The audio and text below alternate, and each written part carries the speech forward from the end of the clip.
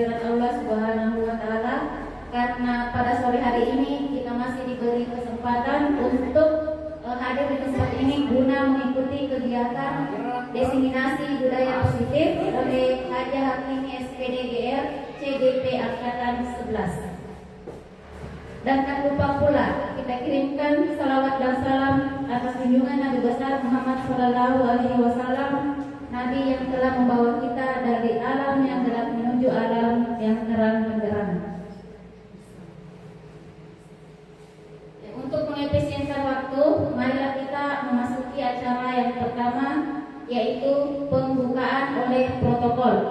Marilah kita bersama-sama membuka acara ini dengan membaca Bismillahirrahmanirrahim.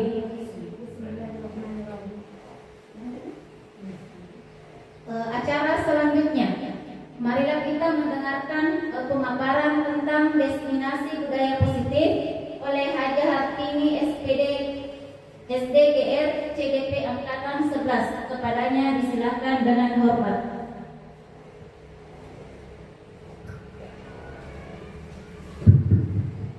Bismillahirrahmanirrahim. Assalamualaikum warahmatullahi wabarakatuh. Jadi Bapak Ibu, sebelumnya puji syukur kehadirat Allah Subhanahu wa Ta'ala karena hari ini kita dikasih kesempatan hingga kita bisa bertemu di tempat ini guna melaksanakan kegiatan tugas saya, dan juga ini sebenarnya kerjasama dengan kombel kita, yaitu kombel Malempuk nama Wer. Jadi ini diselenggarakan di sekolah kami SD 34 Baru. Jadi saya sebelumnya berterima kasih kepada Bapak Ibu karena dapat menyempatkan waktu hadir di tempat ini. Tak lupa kita kirimkan salawat dan taslim kepada Nabi besar Muhammad Sallallahu Alaihi Wasallam, Nabi yang membawa kita dari gelap gulita ke arah terang benderang. Semoga nanti bisa menjadi syafaat kita di kemudian hari nanti. Amin, Allahumma amin. Bapak Ibu guru, jadi saya sebagai calon guru penggerak ada kegiatan yaitu diseminasi budaya positif. Kenapa dikatakan diseminasi? Karena ini nanti akan ada langkah selanjutnya yang akan kita lakukan, yaitu bukan hanya kita mendengarkan atau melakukan ilmunya, tapi saya mohon nanti ada kelanjutannya atau penerapannya Bapak Ibu guru di kelasnya masing-masing. Selanjutnya, jadi Bapak Ibu guru saya minta sebelum kita masuk ke pembelajarannya atau masuk ke materinya, ada pertanyaan pemantik yang ingin saya sampaikan ke Bapak Ibu. Pertanyaan pemantiknya yaitu, apakah Bapak Ibu setuju bila? Jadi Bapak Ibu silakan perhatikan layarnya. Yang pertama, pemberian hukuman dapat mendisiplinkan siswa. Kira-kira apa jawabannya Bapak Ibu? Menurut Tak, pemberian hukuman dapat mendisiplinkan siswa. Setuju atau tidak? Kalau mudah benar. Setuju? Tidak apa-apa, karena kita kan ini baru memasuki materi. Jadi ini artinya pertanyaan pemantik lah. Apa yang selama ini kita lakukan, yang selama ini namanya hukuman dapat mendisiplinkan siswa. Iya. Di sini apakah setuju atau tidak? Hukuman dapat mendisiplinkan siswa. Tidak setuju. Ya, oke. Tidak apa-apa, berbeda. Kalau Bu Ani? Tidak. Oh ya. Kalau Pak Munir? Pemberian hukuman dapat mendisiplinkan siswa. Tergantung dari hukumannya yang bagaimana. Iya, tergantung dari teman-teman. Ya, yang kedua, pemberian hadiah meningkatkan prestasi siswa. Betul. Setuju. Setuju atau tidak? Setuju atau tidak? Ya. Nanti saya jelaskan ya. Yang ketiga, guru harus mampu memberikan solusi untuk setiap siswa yang bermasalah. Setuju atau tidak?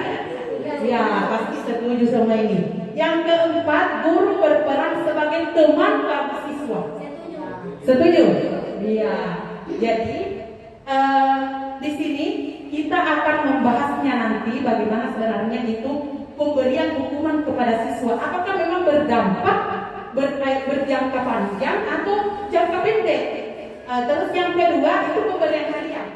Pemberian hadiah juga kita mesti lihat apakah hadiah yang diberikan itu nanti bermanfaat atau tidak kepada siswa.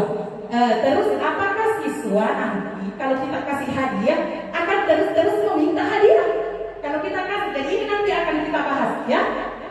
Ini nanti yang akan kita bahas. Selanjutnya, ya sekarang positif mindset kita. Di sini disiplin. Pernah kita dengar namanya disiplin, Bapak Ibu? Bagaimana yang kita dengar? Apa itu disiplin? Karena pernah didengar disiplin itu bagaimana? Menakutkankah atau bagaimana? Bagaimana menurut Kak? Sebenarnya Tidak menakutkan. Tapi kalau disiplin yang kita dengar pasti lihat ada aturannya, biasanya kan disiplin itu ada aturan, peraturan, terus menakutkan juga, ya. Anak-anak pasti takut yang seperti itu sebenarnya. Ya, tapi kalau nanti dilakukan itu dari diri kita sendiri itu akan enak dirasa. Ya, sekarang apa itu budaya positif? Jadi ini budaya, artinya akan dilakukan nanti. Budaya berarti akan dilakukan tingkah laku kita, kegiatan kita supaya membudaya, berakar di dalam tubuh kita nanti itu. Inilah yang mau kita angkat nanti, budaya positif. Budaya positif itu adalah perwujudan dari nilai-nilai atau keyakinan universal yang diterapkan di sekolah. Maksudnya di sini, budaya positif itu tidak bisa terlaksana apabila hanya satu guru saja yang mampu menjalankan. Tidak bisa, Bu, Bapak. Ya, ini budaya positif ini, kenapa ada di situ keyakinan universal? Artinya seluruh sekolah harus, stakeholder sekolah, mulai dari kepala sekolah, seluruh warga sekolah harus memang memiliki budaya positif. Kalau hanya satu orang atau dua orang guru, maka tidak akan ada kejadian atau tidak akan ada sesuatu yang terjadi di sekolah ini, perubahan positif. Ya, makanya ini kenapa guru penggerak banyak yang mengatakan bahwa apa sebenarnya guru penggerak itu? Guru penggerak ini, kami ini adalah bukan orang yang misalnya bilang lebih pintar, bukan, tapi kami ini perpanjangan ilmu yang kami dapatkan akan kami share kepada Bapak Ibu guru juga. Nah, jadi termasuk budaya positif. Walaupun kita lihat, apalagi saya masih tahap pembelajaran juga tentang budaya positif. Ya, lanjut. Konsep-konsep inti untuk menciptakan budaya positif. Jadi Bapak Ibu coba diperhatikan di layar. Apa konsep intinya? Yaitu yang pertama ada disiplin positif, motivasi perilaku manusia, ada keyakinan kelas sekolah, terus kebutuhan dasar manusia, ada posisi kontrol seorang guru, dan segitiga restitusi. Perhatikan dulu di atas, kira-kira yang di atas yang mana yang tidak pernah kita dengar atau masih awam lah kita dengar itu? Yang mana? Yang di bawah, yang segitiga restitusi. Ya. Kalau disiplin positif kan berarti kalau kita dengar yang pertama kalau kita dengar disiplin positif pasti misalnya taat, patuh, sopan, disiplin positif semua itu. Yang kedua motivasi perilaku manusia, misalnya kita memberikan motivasi, ayo jujur ayo belajar rajin belajar nah. Terus keyakinan kelas, keyakinan kelas itu seperti yang saya bikin ini tidak langsung saya bikin sendiri. Jadi ada nanti pembahasannya ya tentang keyakinan kelas bagaimana. Jadi Bapak Ibu guru apalagi wali kelas ini di kelas itu sudah tidak ada tidak boleh sekarang itu ditulis di dalam kelas peraturan kelas. Tidak boleh Bapak Ibu. Karena dulu apa perbedaannya peraturan dengan kesepakatan atau keyakinan kelas? Peraturan itu hanya dibuat oleh guru. Ya, itu perlu digarisbawahi itu. Peraturan itu hanya dibuat oleh guru. Sedangkan kesepakatan kelas keyakinan kelas dibuat oleh guru bersama dengan siswa. Jadi kenapa mesti saya tulis di situ jempol kesepakatan? Jadi itu nanti anak-anak harus menempelkan jempolnya. Artinya dia sepakat dengan apa yang sudah disepakati. Jadi nanti apa-apa yang terjadi di kelas harus kembalikan ke sini bahwa anak-anak setuju. Ya, jadi dengan cara ada caranya nanti modelnya ya. Yang selanjutnya kebutuhan dasar manusia. Oke. Sekarang posisi kontrol seorang guru nanti dijelaskan juga itu. Terus segitiga restitusi dan kira-kira mana yang harusnya dipakai nanti kita sebagai guru. Ya, jadi ada posisi, ada konsep budaya positif yang mesti kita jadikan budaya nanti di antara keenam nanti ini. Apakah keenamnya nanti ini saling berkaitan atau tidak? Nanti kita lihat. Ya, next. Sekarang kita bermain-main dulu karena mungkin masih tepuk 1, tepuk 1, tepuk 2, tepuk 3. Ya, ayo satu kali lagi tepuk 3, 2 kali tepuk 3.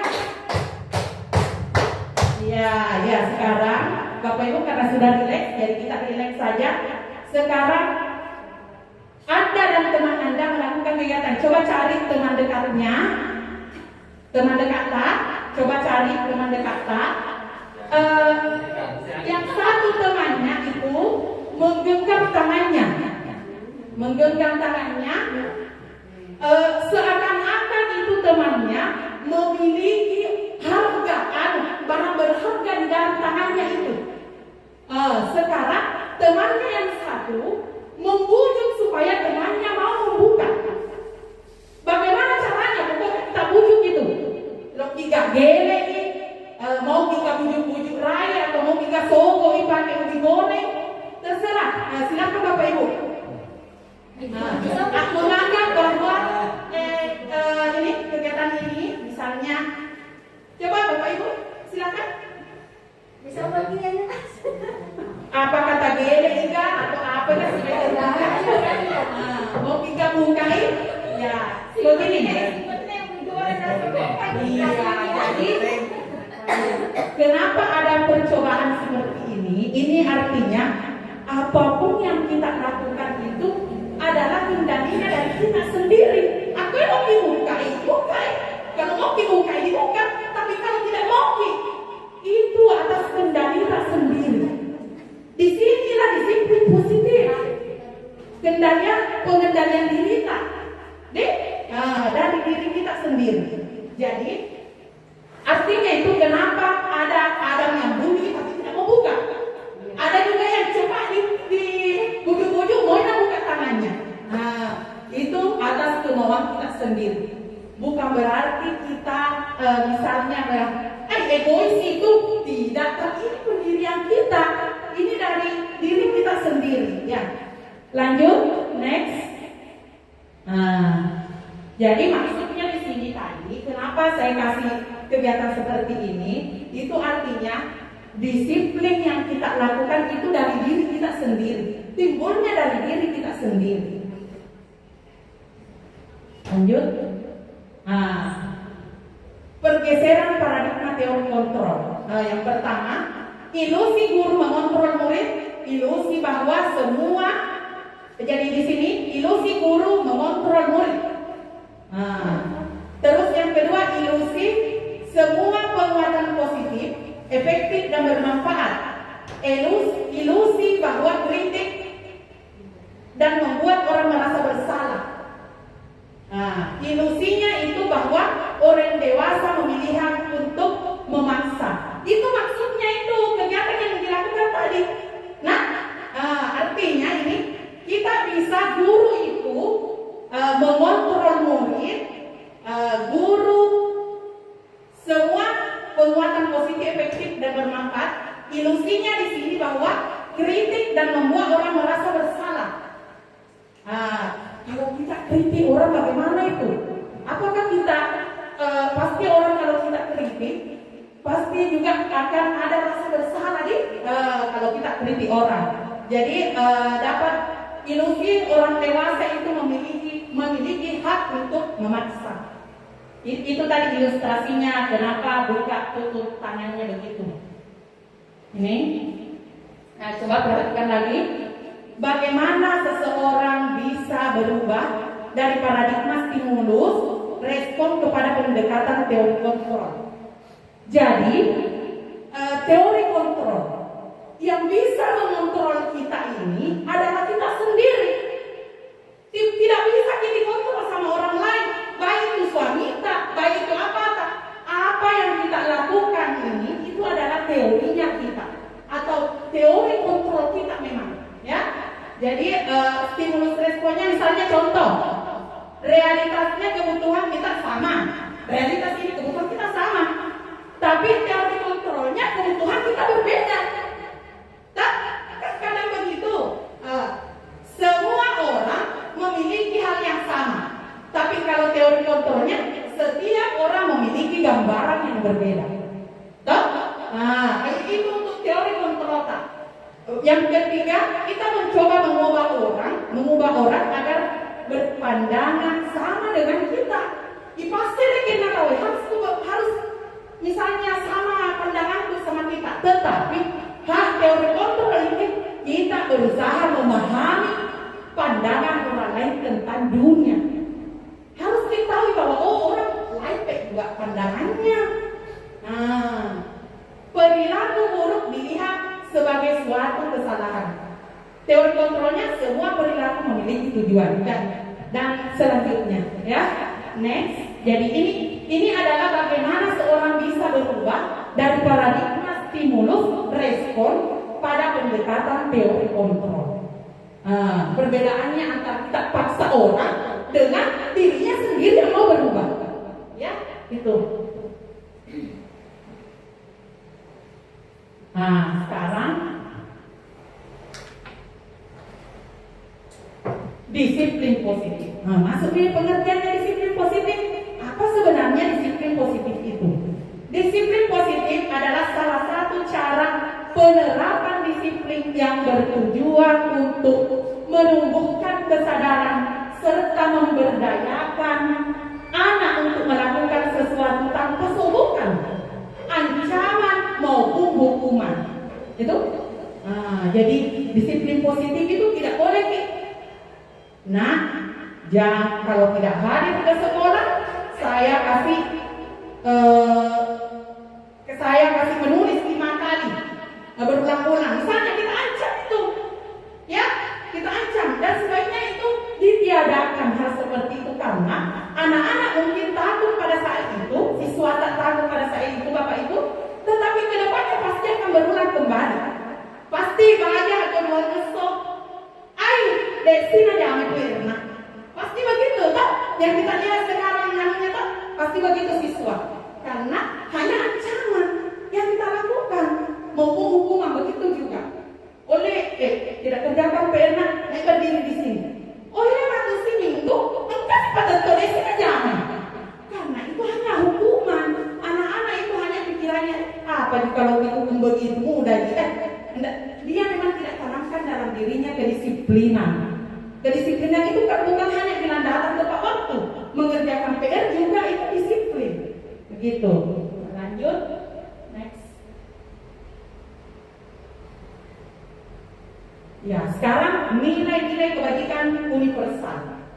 Sekarang kan sering kita dengar profil pelajar Pancasila. Apa sebenarnya yang diminta ini profil pelajar Pancasila? Yaitu yang pertama beriman dan bertakwa, kebinekaan tunggal ika, gotong royong, kreativitas, bernarasi dan mandiri. Itu yang mau kita tuju. Kenapa kurikulum kita ini berubah? Karena memang betul-betul karakternya anak-anak yang mau diperbaiki dalam hal ini. Ini profil pelajar Pancasila yang sering dinyanyikan siswa-siswa kita. Next. Sekarang motivasi perilaku manusia. Sekarang saya tanya Bapak Ibu, di antara bunga-bunga di sini, kira-kira Bapak ada 3 bunga di sini yang tertulis, ada menghindari ketidaknyamanan atau hukum, mendapatkan imbalan atau penghargaan, menghargai diri dan menjadi orang yang mereka inginkan. Kira-kira Bapak Ibu berada di bunga yang bagian mana? Silahkan.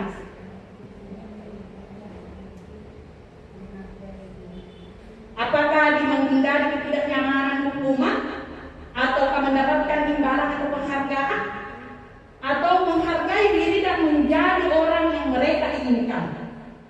Bapak Ibu mau seperti apa? Dan sebelumnya dulu mau seperti apa? Saya mau tanya dulu. Bapak Ibu dulu sering berada di titik yang mana? Bapak Ibu guru sering berada di titik yang mana? Kalau misalnya ada siswa bagaimana? Apakah kita hukum, kasih penghargaan, atau menghargai dia? Bapak Ibu ada di mana? Di yang pertama, sering dulu yang di pertama. Ya, Ibu Jun tahu jujur karena sering memberikan hukuman yang sekarang ya ada juga. Dan sebenarnya setelah mendengarkan ini, mengikuti diseminasi ini, ada baiknya nanti Bapak Ibu guru akan berada di bunga yang ketiga, berusaha akan menjadi bunga yang ketiga, karena sesuatu apapun yang kita lakukan adalah niat dulu. Kalau kita punya niat, pasti akan ada di bunga yang ketiga, menghargai diri dan menjadi orang yang mereka inginkan. Karena sering ada pepatah mengatakan bahwa tidak ada guru yang hebat. Yang guru yang hebat itu adalah guru yang dirindukan sama muridnya. Kalau tidak ada sampah, itu adalah guru yang hebat. Tidak ada bilang, jago orang pak guru, jago orang misalnya guruku, apa cure-cure atau bagaimana. Tapi guru yang hebat itu yang dirindukan sama murid sampai tamat nanti. Wih, ingat sekali ibu guruku. Berarti itu adalah guru yang hebat. Dan kita akan selalu mau berada di bunga yang ketiga, insya Allah. Ya, sekarang karena terlalu kecil mungkin jadi saya sedikit kasih bahwa hukuman itu, kalau hukuman sesuatu yang menyakitkan, itu kalau hukuman itu sesuatu yang menyakitkan, dan bisa saja siswa-siswa tak mungkin ada kebaikan tak, ya tak ingat itu terus sampai nanti kuliah, sampai menikah, sampai ada anaknya, pasti nanya dah, pernah kena hukum itu ibu guruku, nak cubi kan? Karena itu kita rasakan dulu. Tapi itu yang sering kalau misalnya kumpul-kumpul masih sama teman SD atau teman SMA, pasti lebih ingat. Pukul Pak Dulu itu bu guru itu karena bu gurunya selalu atau bapak gurunya selalu memberikan hukuman. Konsekuensi sesuatu harus terjadi. Restitusi merupakan pilihan. Itu kalau restitusi. Jadi kita akan bahas nanti ini. Sekarang berdasarkan bagian di atas, berikut adalah penjelasan tentang hukuman. Jadi ini hukuman itu, kalau hukuman tidak terencana, itu kalau hukumannya tidak terencana, bersifatnya satu arah, bisa berupa hukuman fisik, psikis, atau kata-kata kasar. Jadi dekuna tidak berarti bahwa hukuman itu lepas namanya, tidak. Kata kasar saja bilang bodohnya ini, itu akan terngiang-ngiang di pikirannya anak. Jadi makanya itu saya juga akan terus belajar sebagai ibu yang memiliki anak juga di rumah, itu harus kita lakukan sebenarnya. Tidak boleh dilakukan ini. Konsekuensi apa itu? Bersifat terencana. Sudah disepakati bentuk-bentuk konsekuensi dibuat oleh pihak guru atau sekolah. Biasanya bilang itu konsekuensi biasanya dibikin kesepakatan kelas tak? Bilang disiplin tepat waktu, tapi ditambahin lagi sama gurunya. Kalau tidak disiplin didenda nanti 5.000. Nah, berarti itu lagi ada konsekuensinya, tapi biasanya konsekuensi itu dibikin sama ibu guru. Ditambah kesepakatan kelasnya. Nah, ya itu tidak boleh, ya. Sekarang kalau restitusi adalah proses menciptakan kondisi bagi murid untuk memperbaiki kesalahan mereka sehingga mereka bisa kembali pada kelompok mereka dengan karakter yang lebih kuat. Ini yang mau kita lakukan nanti, restitusi. Oke, lanjut. Ya, sekarang saya mau tanya ke Bapak Ibu, termasuk manakah ini? Yang pertama, mencatat 100 kali di dalam buku kalimat, saya tidak akan terlambat lagi karena terlambat ke sekolah. Dia masuk konsekuensi atau hukuman? Hah? Dia masuk konsekuensi. Jadi masuk konsekuensi itu karena mencatat 100 kali dari buku kalimat, saya tidak akan terlambat karena terlambat ke sekolah. Karena terlambat ke sekolah ya. Nah, dia masuk konsekuensi itu. Yang kedua adalah lari mengelilingi lapangan basket 2 kali karena terlambat hari di sekolah. Hukuman. Terus membersihkan coretan yang dibuatnya di meja tulis. Hukuman atau konsekuensi itu? Hukuman atau konsekuensi? Nomor 3, membersihkan coretan yang dibuatnya di meja tulis. Konsekuensi ya. Nah, terus murid diminta untuk push up 15 kali karena tidak menggunakan masker di sekolah. Hukuman. Berdiri di depan kelas sambil mengangkat kaki 1 karena tidak bisa menjawab pertanyaan. Hukuman. Membersihkan WC karena merusak pensil teman. Hukuman. Lari keliling lapangan karena terlambat 10 menit saat PJOK. Konsekuensi. Jadi konsekuensi. Iya. Kalau dihukum, ini penjelasannya. Kalau dihukum itu dihukum oleh penghargaan. Nah, ini yang terjadi. Pengaruh jangka pendek dan jangka panjang. Pasti sampai kapan kasih penghargaan anak-anak? Sampai kapan kita mau kasih hadiah? Hadiahnya belum tentu juga bermanfaat untuk anak siswa kita. Ya. Yang kedua, penghargaannya tidak efektif.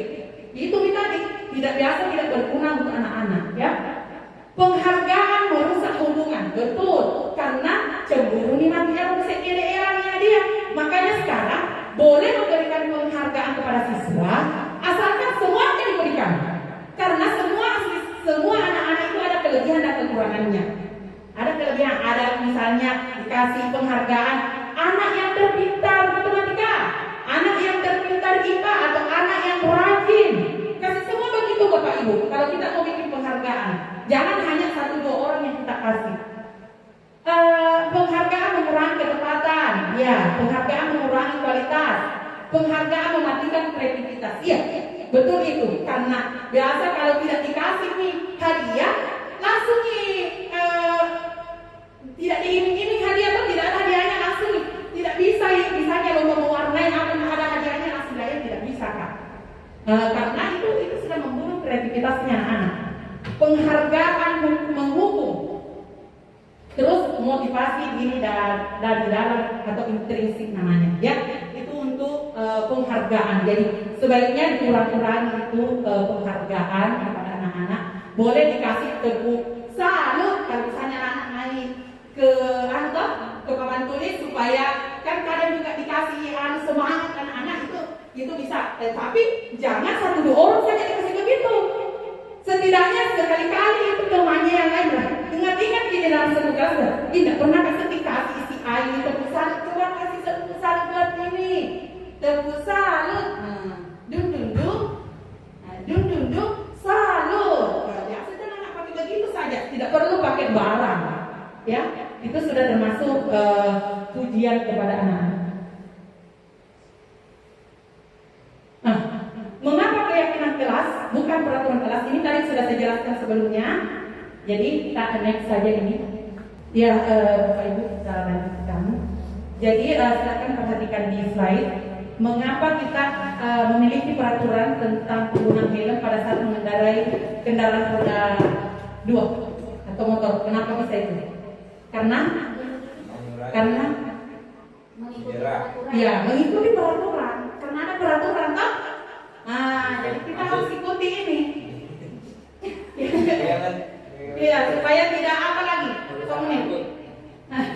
Tidak sakit saat ya. jatuh. Jadi peraturan biasanya juga untuk diri kita sendiri sebenarnya, supaya tidak, kalau jatuh misalnya tidak kena kepala dan lain sebagainya. Yang kedua, mengapa kita memiliki peraturan tentang mencuci tangan setiap saat? Supaya menjadi kebiasaan. Ini sebenarnya menjadi kebiasaan karena untuk diri kita sendiri gini. Mencuci tangan misalnya untuk supaya menjadi kebiasaan dan supaya kita sehat. Apa yang kita makan itu menjadi makanan yang sehat masuk di dalam tubuh kita, tidak menjadi penyakit. Sekarang keyakinan kelas dibuat berdasarkan kesepakatan antara guru. Itu sudah saya jelaskan tadi awalnya. Yang kedua, peraturan biasanya dibuat oleh guru bersifat satu arah. Itu kalau peraturan. Kenapa mesti ada kesepakatan atau ada keyakinan? Jadi keyakinan di kelas itu sama dengan kesepakatan kelas. Ya. Terus peraturan itu yang dibuat itu guru yang buat. Dia bersifat satu arah. Hanya menguntungkan guru, tidak menguntungkan siswa itu. Kenapa mesti di dalam kelas kita itu Bapak Ibu itu harus dirubah itu. Tidak ada nih yang boleh buat peraturan kelas seperti ini. Artinya karena guru yang buat itu. Kalau kayak kesepakatan kelas berarti guru dan siswa yang buat. Sepakat untuk ini yang kita lakukan. Next. Nah, sekarang prosedur pembentukan keyakinan sekolah. Jadi caranya membentuk sehingga terjadi seperti ini di atas. Sebenarnya ini mesti saya tampilkan video saya. Ada video saya saat saya membuat ini. Jadi tidak langsung jadi bahwa disiplin tepat waktu, tidak langsung ada seperti itu. Yang pertama adalah mempersilahkan warga sekolah atau siswa untuk mencurahkan idenya tentang peraturan yang akan disepakati. Sebelum mencurahkan idenya, kita kasih dulu pemantik. Pertanyaan pemantik kepada siswa ditanya, anak-anakku mau kelasnya seperti apa sebenarnya di kelas ini? Ada mimpi yang jawab, maukah tidak ribut guru? Tulis semuanya di situ dulu. Jadi ada baiknya ada sticky note dibagikan kepada siswa. Coba tulis semua apa kemauan tak di dalam kelas. Maunya ibu guru seperti apa? Maunya kelasnya seperti apa? Banyak yang bilang. Yang siswa yang suka bersih pasti bilang, maukah di kelas ibu guru kalau bersih atau tidak ada kotoran ibu guru, tidak kotor di kelas. Ya seperti itu. Terus kita semua masukkan, terus tempel siswa. Sticky note-nya ditempel, terus ganti kalimat negatif ke positif. Apa maksudnya itu? Seperti contohnya bilang jangan berbohong atau tidak boleh berbohong. Itu kan kalimat negatif. Kita rubah menjadi positif seperti jujur. Nah, itu kan sudah kalimat positif. Jadi nanti dirubah semua. Kemarin diceritakan Nuri Ekro aspirasinya semua. Jadi dia sampaikan aspirasinya semua maunya kelasnya seperti apa. Terus kita ibu gurunya itu memisahkan suruh siswa mana kalimat positifnya, mana kalimat negatif. Baru kita pisahkan itu. Nah, terus tinjau kembali curahan pendapat yang terkumpul dan susun menjadi keyakinan kelas. Disusunlah menjadi keyakinan kelas. Terjadilah seperti itu di atas. Terus meninjau dan menyetujui dan menandatanganinya. Itu keyakinan kelas ditempel di dinding kelas. Jadi itu tempat tempelnya kelas, tempat tempelnya kayak kesepakatan kelas atau kayak ya selamat datang. Silakan. Ya, next saya lanjutkan. Jadi untuk menempel keyakinan kelas itu lihat juga tempatnya yang sering dilihat oleh siswa. Aja anak yang asik, yang buban, apalagi di kelas 1. Anak kelas 1 itu kan pendek-pendek. Jangan yang terlalu tinggi kita simpang untuk kesepakatan kelas. Itu yang saya dengar sebenarnya mesti kalau bisa di depan pintu kelas kita simpang itu kesepakatan kelas. Kenapa? Karena supaya setiap hari siswa melihat itu. Ya, jadi ini keyakinan kelas itu mesti ditempel di tempat yang strategis yang bisa dilihat setiap saat itu siswa. Kok dingin apa ya? Ya, next. Itu untuk membuat keyakinan kelas. Sekarang Bapak Ibu, saya mau bagikan sticky note. Kira-kira 5 posisi kontrol guru. Kira-kira kita ada di mana di sini? Apakah kita ada di penghukum, pembuat merasa bersalah, teman, pemantau, atau kita di manajer? Tapi ini nanti simpang mati bahwa saya berada di sini. Jangan kasihkan lagi. Satu dipilih. Iya, satu Ji kita pilih. Ya. Bisa saya penghukum lah. Ya, boleh di mana kita apakah penghukum pembuat merasa bersalah, teman, atau pemantau atau manajer. Jadi 5 posisi kontrolnya dulu. Sudah Bapak Ibu? Sudah. Walaupun kalau misalnya tidak ditulis, bisa disimpan dalam hatinya bahwa saya ini pada saat ini masih berada sebagai penghukum. Ya, sekarang lanjut next. Sekarang penghukum. Ini perhatikan, kalau penghukum itu biasanya suka menghardik, menunjuk-nunjuk terus berkacamping biasa di hukum gue. Nah tadi bukan itu anak-anak jadi membentak hukuman fisik atau verbal. Itu dampaknya. Ini dampaknya kalau menjadi penghukum Bapak Ibu, anak menjadi pendendam pasti. Ini juga berlaku untuk orang tua di rumah. Saya sendiri juga ini berlaku untuk orang tua di rumah. Ini pembelajaran, jadi bukan hanya guru di sekolah, karena anak-anak kita di sekolah juga adalah anak-anak kita di rumah itu juga adalah kita sebagai gurunya di rumah. Jadi ini anak-anak itu kalau kita hukum tidak menyukai guru atau mata pelajaran tertentu. Kalau penghukum misalnya, malasku saya masuk di kelasnya si ini, bapak si ini, karena suka kita hukum. Kasar begitu anak-anak. Dan itu terngiang-ngiang sampai nanti dia tamat sampai dewasa. Sekarang yang kedua, membuat merasa bersalah. Ini suaranya lembut namun menyalahkan siswa. Itu guru menyatakan kesalahan pada siswa dan guru menderita. Biasanya seperti ini kalau kita membuat merasa bersalah. Misalnya tak bilangin anak siswa atau misalnya membuat siswa merasa bersalah kan. Nah, misalnya kalau ditanya misalnya kita ambil betul ibunya, teman tak barangnya teman tak. Dia nanti itu bahaya sekali nanti. Artinya menakut-nakuti. Itu sih sebenarnya tidak boleh karena dia anak-anak itu memang awalnya seperti merasa takut, tapi pasti nanti kalau tidak dihukum, tidak diapa pasti kan. Tidak mau karena dia berbuat salah seperti itu, pasti ulang lagi Bapak Ibu. Pasti itu akan berulang kembali. Anak-anak juga merasa rendah diri dan menarik diri. Biasanya anak-anak ini kalau sudah dikasih begini, biasa itu siswa atau anak-anak dia pergi di pojok itu, tidak mau bergaul sama temannya. Ya biasa seperti itu, karena dia merasa atau malu-malu sama ibu gurunya, karena dia merasa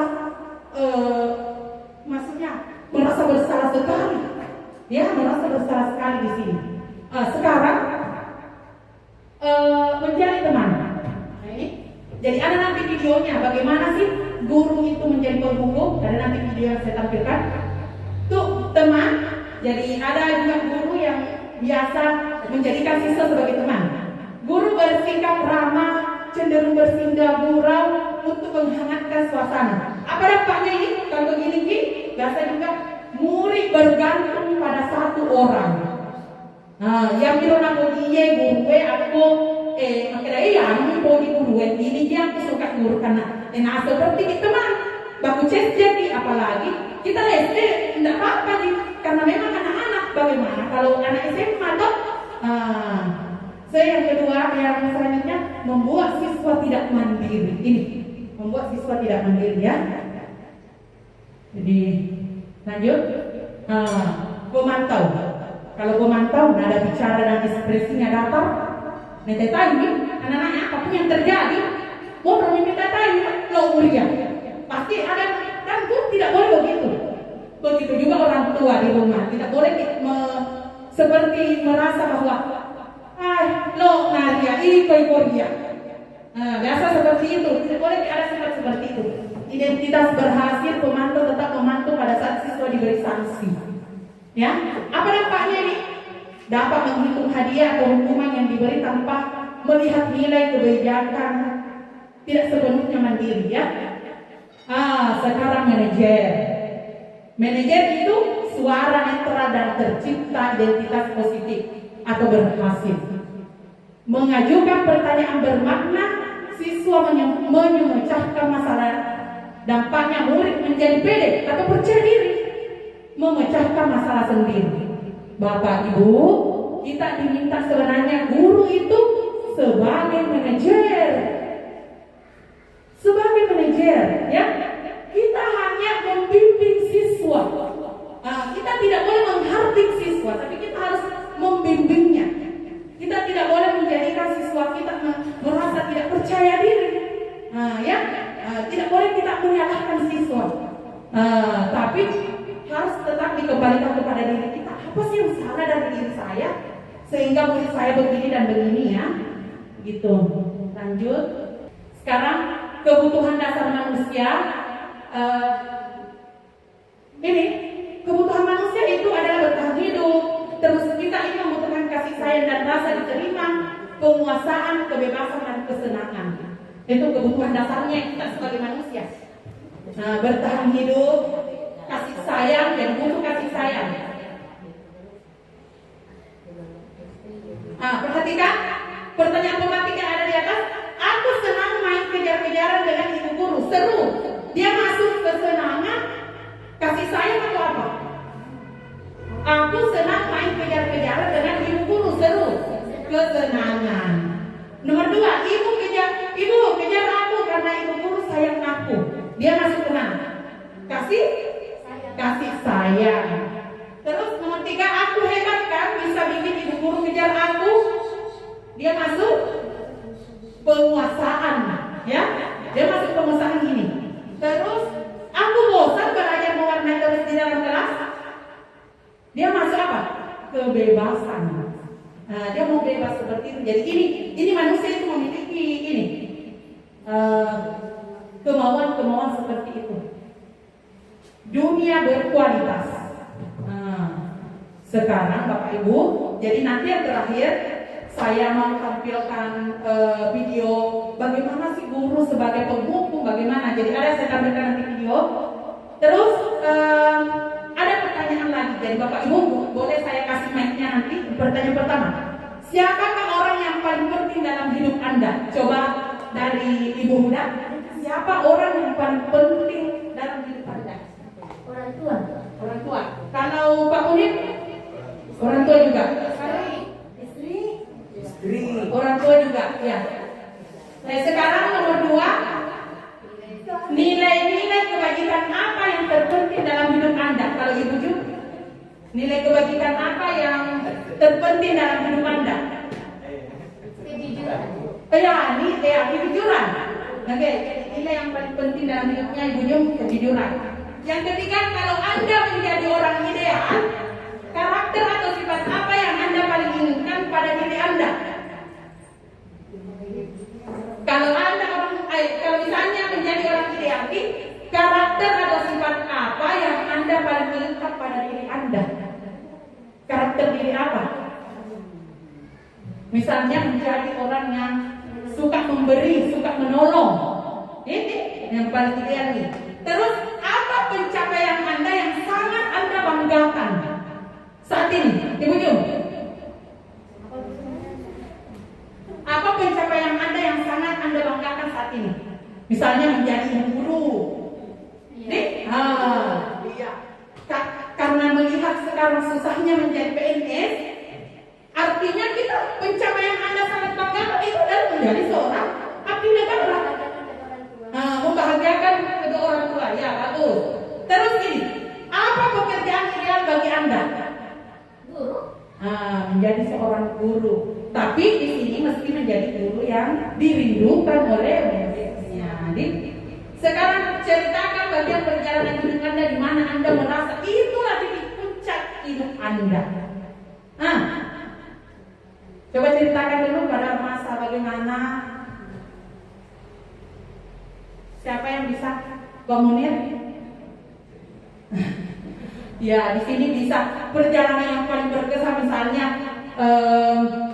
bagaimana saya mendapatkan seorang istri yang soleha. Itu perjalanan hidup merasa titik puncaknya hidup Anda. Nah, terus apa yang paling bermakna dalam hidup Anda? Kemudian apa paling bermakna dalam hidupnya? Yaitu memiliki istri yang salihah. saleh. Istrinya juga memiliki suami yang soleh. Iya begitu. Satunya laki-laki. Ada laki-laki satu-satunya laki-laki yang iya. Masya Allah. Iya, sekarang kita masuk ke segitiga restitusi. Yang terakhir ini yang terakhir yang disebut Pak Munir tadi bahwa yang selalu yang jarang saya dengar itu adalah bagaimana itu restitusi, segitiga restitusi. Jadi sekarang Bapak Ibu perhatikan, menstabilkan identitas. Yang pertama kita lakukan itu adalah menstabilkan identitas.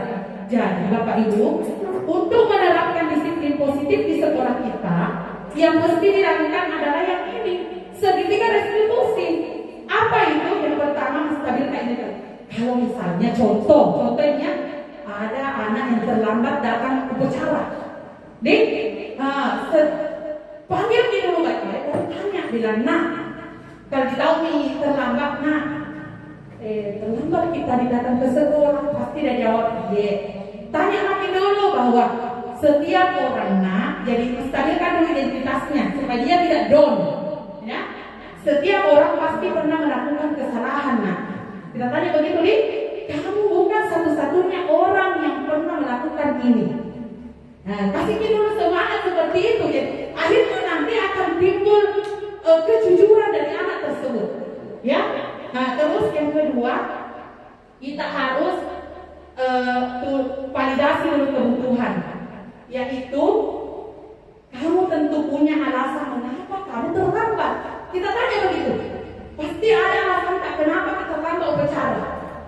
Terus adakah cara yang lebih efektif untuk mendapatkan apa sebenarnya yang kamu butuhkan? Kenapa selalu terlambat, ya seperti begitu. Terus kalau menjawabnya anak begini Bu, akhirnya kalau sudah dijawab seperti itu, kembalikan ke kesepakatan kelas lagi. Kita masih ingat karena apa kesepakatan kelas tak? Pasti bilang iya Bu, saya ingat ada itu di nomor 1, disiplin tepat waktu. Sekarang anakku disiplin tepat waktu, jadi kalau terlambat kita ke bicara, pasti dia bilang iya Bu, berarti Bu saya yang bersalah Bu. Bukan kita yang menyalahkan anak-anak, pasti anak sendiri macam-macam kira-kira. Wih salah tahu ngekak Bu. Makanya nilai apa yang telah ia sepakati, kamu ingin menjadi orang yang seperti apa? Ditanya nih, ya lagi kena wejangan tuh dikasih wejangan. Kalau makan kita sekolah apalagi pacar, kan mau jadi polisi nanti harus itu disiplin harus begitu dikasih begitu. Jadi anak-anak diajarkan di sini untuk bertanggung jawab. Kita ini guru hanya berada di belakangnya, bertanggung alena kayak surat sampai kesalahan. Maka kamu itu kesalahanku, inilah kesalahanku. Itu yang disuruh anak-anak mencari seperti itu. Terus dia yang meminta kesalahan dan lain sebagainya. Dia yang mengetahui sendiri apa kesalahannya, dan akhirnya nanti dia yang akan bertanggung jawab sendiri. Jadi nanti sebelum saya tutup kegiatannya, ada video yang mau saya tampilkan karena tidak mungkin saya hanya bicara di sini. Bagaimana itu guru sebagai penghukum, ada video saya. Bagaimana melaksanakan restitusi juga ada videonya. Jadi saya mau tampilkannya sebelum saya tutup. Jadi ini materinya sudah selesai ya. Sebelum ditutup ada video yang saya tampilkan.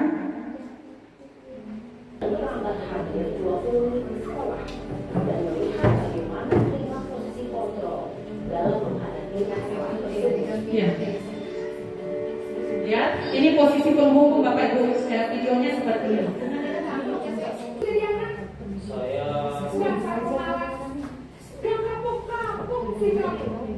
Sudah berapa kali terlambat?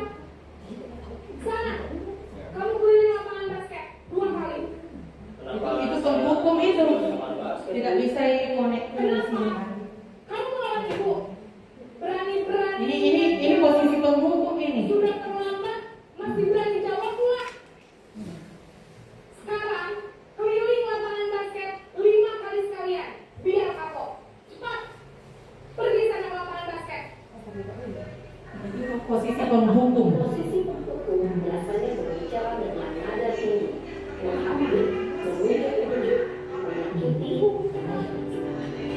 Ini pembuat merasa bersalah. Lanjut, ini pembuat merasa bersalah seperti ini.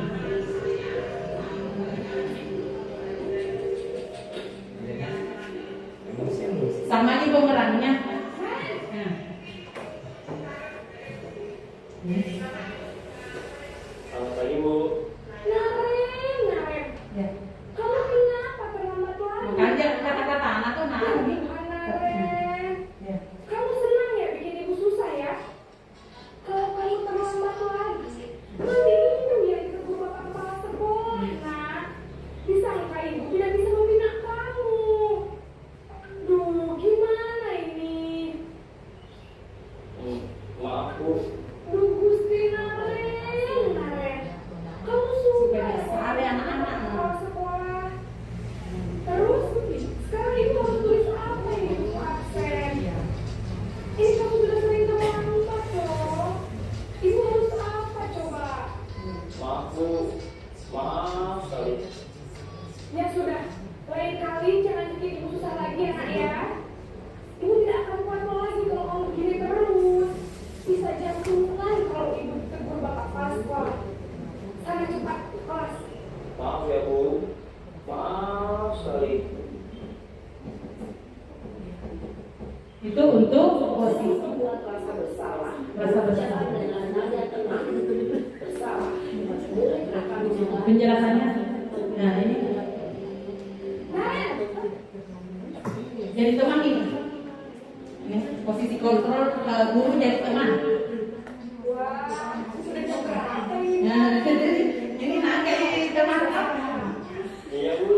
Habis ibu saya lupa bawa saya, Bu.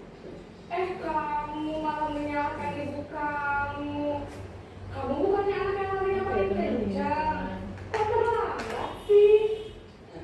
Iya, Ini Bu. sebenarnya susah dilakukan apalagi anaknya sudah sebesar ini. Saya lagi kencang. SMA. Kalau kita jadikan seperti ini, nah ini seperti teman tapi cek salah. Iya. Nah injak ini. Lagi. Nah iya. Serang ibu. Ini bahaya juga ini. Bisa lah, Bu. Nah. Ya sudah sana masuk kelas. Ibu beresin urusan absen kamu. Kamu ini ada les aja.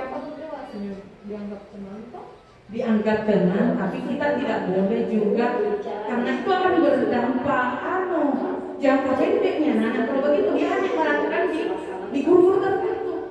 Kalau begitu, Merasa senang, aman, dan akrab dengan guru.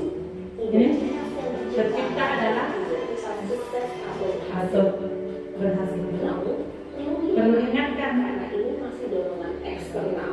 dorongan eksternal. Atau ketergantungan. Nah itu bergantung kepada satu orang. Kalau selalu dikasih kepada anak, murid tidak mandiri.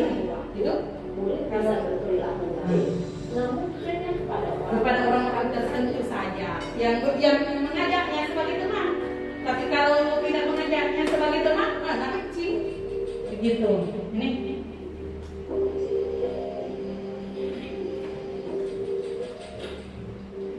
Ini lain lagi adegannya, posisi guru sebagai Selamat pagi, Bu. Naren, apa peraturan sekolah kita tentang jam berapa kita harus masuk sekolah? Kita harus di sekolah jam 7, Bu. Iya betul, sekarang sudah jam 7.20. Naren sudah tahu konsekuensinya jika terlambat hadir. Paham, Bu. Saya harus tinggal kelas pas jam istirahat selama 20 menit. Iya benar, konsekuensinya demikian.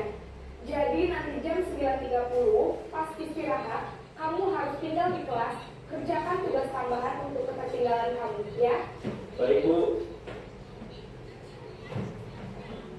posisi pemantau mengandalkan Ini hanya pemantau. atau data untuk Nanti kita lihat bagaimana video kita posisinya sebagai manajer. peraturan dan konsekuensi. Seorang pemantau Menunjukkan bahasa tubuh, dan ekspresi wajah wajah yang datar. dan cenderung formal. Nah, sekarang posisi manajer. Bagaimana kita sebagai posisi manajer? Selamat pagi, Bu. Selamat pagi Naren. Maaf, Bu. Saya terlambat.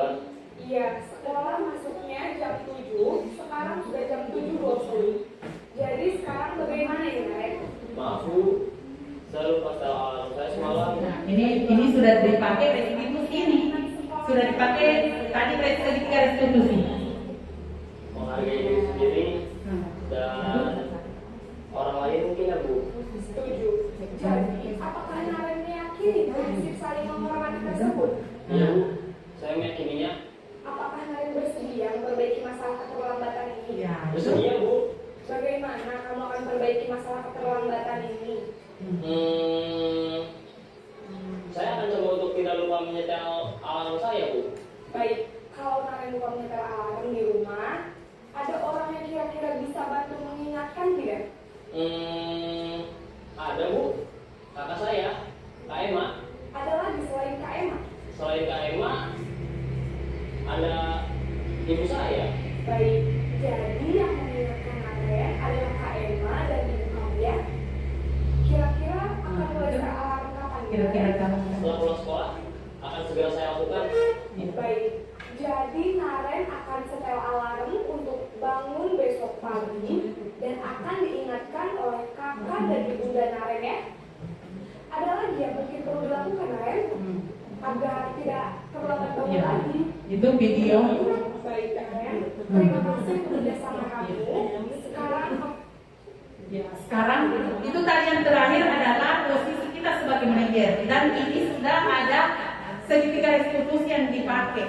Di situ terlihat di video bahwa kalau kita melakukan itu nanti kita mengajarkan anak-anak atau siswa kita bertanggung jawab. Ya, ya jadi materinya sudah sampai di sini. Tapi kalau misalnya ada ibu guru mau bertanya, silahkan. Nggak ada nih? Sudah paham semua dan mudah-mudahan kegiatan kita hari ini bermanfaat dan lambat laun atau sedikit demi sedikit kita berubah apa yang terjadi di sekolah kita, karena kita ini pasti menginginkan sekolah yang pasti kita bermimpi menjadi sekolah yang terbaik di antara sekolah yang lain, terus menjadi guru yang terbaik buat anak-anak kita, buat siswa-siswa kita. Mungkin itu yang sempat saya paparkan hari ini. Saya sebagai pemateri CGP Angkatan 11 dari Kabupaten Baru atas nama hari ini cukup sekian. Assalamualaikum warahmatullahi wabarakatuh, dan saya kembalikan kepada moderator. Ada namanya di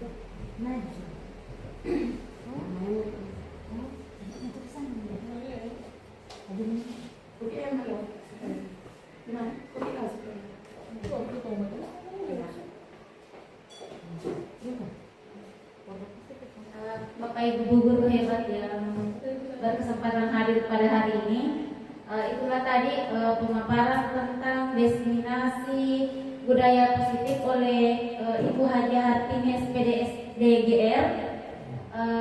Kepada beliau diucapkan banyak terima kasih ya, karena ini merupakan materi yang sangat bagus sekali, bermanfaat dan penuh wawasan. Jadi mudah-mudahan materi hari ini dapat menjadi inspirasi kepada Bapak Ibu guru untuk diterapkan nanti di anak didiknya masing-masing. Ya, sekian dan terima kasih. Wabillahi taufiq wal hidayah. Wassalamualaikum warahmatullahi wabarakatuh. Waalaikumsalam warahmatullahi wabarakatuh. Iya, sudah. Bismillahirrahmanirrahim. Assalamualaikum warahmatullahi wabarakatuh. Waalaikumsalam warahmatullahi wabarakatuh. Jadi baiklah anak-anak, hari ini itu kita akan membuat yang namanya kesepakatan kelas. Kesepakatan kelas itu dibuat bukan hanya ibu yang buat, namanya kesepakatan berarti harus melibatkan siswa. Jadi di sini siswa harus dilibatkan, jadi hilang lagi, tidak ada lagi yang namanya peraturan kelas. Jadi kenapa kita buat kesepakatan kelas? Supaya nanti anak-anakku sekalian tahu apa konsekuensinya kalau tidak melakukan kesepakatan, karena kalian setuju. Jadi yang akan membuat nanti kesepakatan adalah siswa-siswa sendiri yang sepakat dengan ibu guru, ya. Makanya dikatakan sekarang kesepakatan kelas. Nah, sekarang ada dua pertanyaan. Ada dua pertanyaan yang ibu berikan, yaitu yang pertanyaan pertama yaitu kelasnya mau seperti apa? Model pembelajarannya apanya? Bersihkah atau dan lain sebagainya? Pertanyaan keduanya, hal yang harus dilakukan untuk mencapai kelas yang nyaman. Bagaimana teman-teman tak di kelas, maunya seperti apa teman-teman? Bagaimana? Silakan anak-anakku, karena ada sticky note dibagikan, silakan. Pertanyaan pertama 1 sticky note, pertanyaan kedua 1 juga sticky note. Nanti setelah dijawab, silakan anak-anakku sekalian naik tempelkan di papan tulis jawabannya, ya. Oke? Sudah dulu. Jadi anak-anakku sekalian, kesepakatan kelasnya itu pertanyaan pematiknya tadi sudah anak jawab. Jadi sekarang ibu akan bacakan, baru nanti kita sesuaikan nanti apa yang akan muncul kira-kira kesepakatan kelas sesuai dengan kemampuan anak-anak sekalian yang sudah ditulis di sticky note-nya. Nanti pertanyaan pertama kelasnya itu seperti apa? Ada yang menulis aku ingin kelasnya yang bersih. Terus ingin menghias bersama ibu guru dan teman-teman. Terus ada juga ini, aku ingin kelasnya bersih, cantik, rapi, estetik, damai, ramah di kelasnya, maunya seperti itu. Kelas, aku ingin kelas yang bersih, asik, tidak ribut. Ya bagus. Menjelaskan dan pada saat guru katanya menjelaskan tidak boleh ribut, ya. Dan kompak, kompak. Terus apa ini? Aku ingin kelas ini bersih dan rapi. Iya, terus bersih dan rapi. Kelas yang bersih, teman-teman yang asik dan ibu guru yang baik hati. Bagusnya seperti itu. Saya ingin kelas 6 sekarang ada hiasan. Fotonya bersih. Terus ada ini. Kelas yang bagus dan dikasih hiasan. Kelas yang nyaman, ibu guru yang selalu senang ceria. Terus yang nyaman, kelas yang cantik, mau yang bersih. Jadi kita simpulkan di sini yang nomor 1-nya, ya. Bisa diambil, ada beberapa kesimpulannya. Apa tadi? Mau yang bersih, berarti selalu. Bagaimana kita ambil kesepakatannya? Bagaimana? Selalu menjaga kebersihan. Jadi kita ambil ini. Selalu. Kita ambil di sini.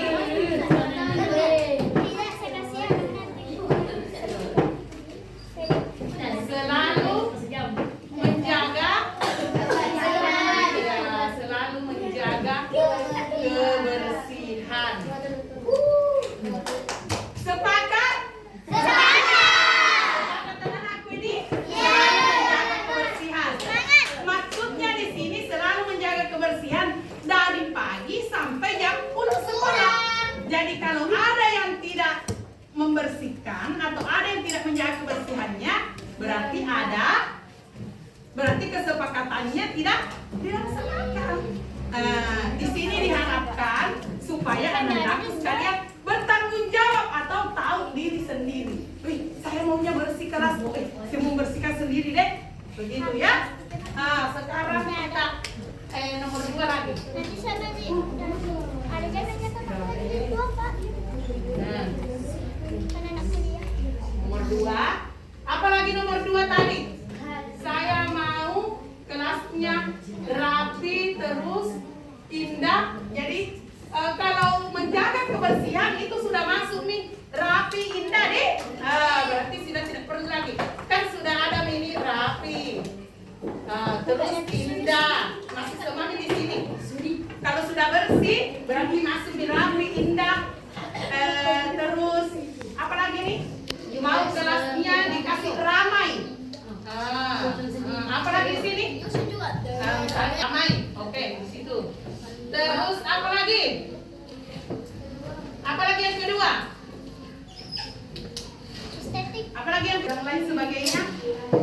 Oke, jadi kita tambahkan di situ disiplin dan tepat waktu. Kalau orang yang rajin menjaga kebersihan berarti harus juga disiplin. Disiplin. Setuju Jenny? Ya, Disiplin dan tepat waktu. Disiplin dan tepat waktu. Setuju Ye? Siapa yang bisa ungkapkan ini disiplin dan tepat waktu? Apa maksudnya itu? Artinya apa?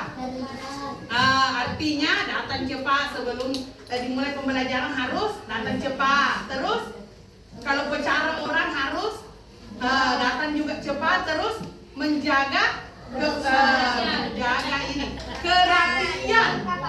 Menjaga kerapian kita. Terus datang tepat waktu, disiplin. Kalau mau